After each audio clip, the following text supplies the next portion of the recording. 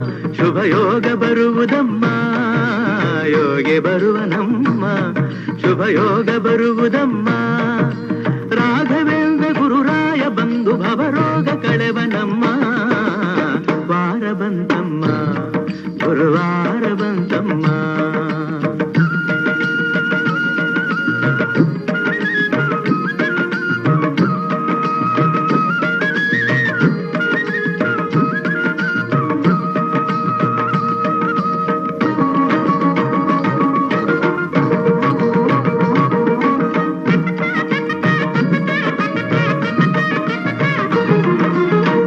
ತೊಳೆಯಿರಮ್ಮ, ಭಕ್ತಿಯ ಮಳೆಯ ಹಾಗಿರಮ್ಮ, ಮನವ ತೊಳೆಯಿರಮ್ಮ, ಭಕ್ತಿಯ ಮಳೆಯ ಹಾಗಿರಮ್ಮ.